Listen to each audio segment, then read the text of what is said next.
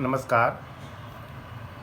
श्री आदर्श प्रेरणा public secondary school की online classes के subject English में आप सभी का हार्दिक स्वागत है। ग्रामर सेक्शन में एंटोनिम सिनोनिम के बाद टॉपिक स्टार्ट करते हैं अपन पार्ट्स ऑफ स्पीच। हिंदी में कहते हैं शब्द भेद। पार्ट्स ऑफ स्पीच शब्दों की श्रेणी है। इनकी एक समान व्याकरणिक विशेषता होती है।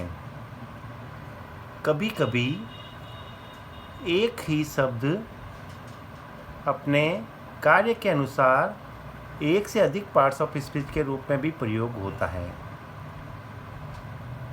जैसे एग्जाम्पल की बात करें, माई India is great.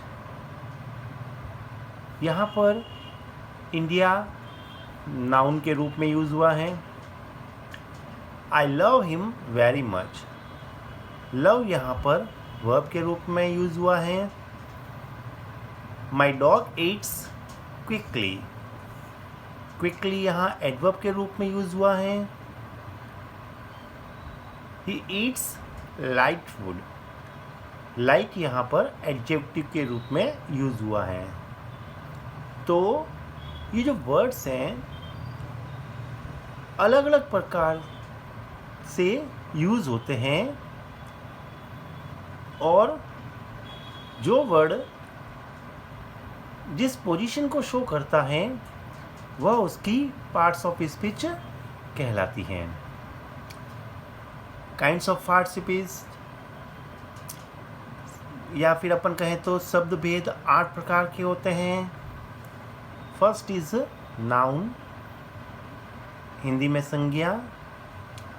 Pronoun, Hindi में सर्वनाम।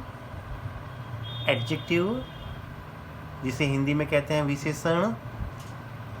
वर्ब यानी क्रिया। एडवर्ब, क्रिया विशेषण। प्रीपोजिशन यानी संबंधवाचक अवयव। कंजक्शन, संयोजक। और 8वां होता है इंटरजेक्शन, जिसे हिंदी में कहते हैं विस्मयादि बोधक अवयव। सबसे पहले बात करते हैं नंबर 1 नाउन की।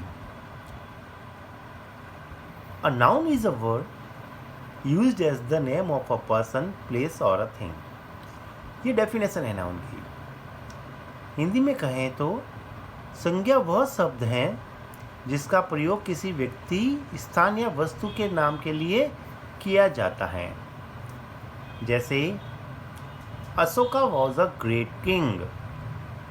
यहाँ पर अशोका नाउन के रूप में यूज हुआ है। Kolkata is the biggest city of India. Kolkata noun के रूप में। Milk is good for children. Milk यहाँ पर नाउन के रूप में। Barking dogs seldom bite. Dogs यहाँ पर नाउन के रूप में। We should always follow the principles. The principles यहाँ पर नाउन के रूप में यूज हुआ है। Our army fought very bravely. Army की बात करें तो आर्मी यहाँ पर नाउन के रूप में यूज हुआ है।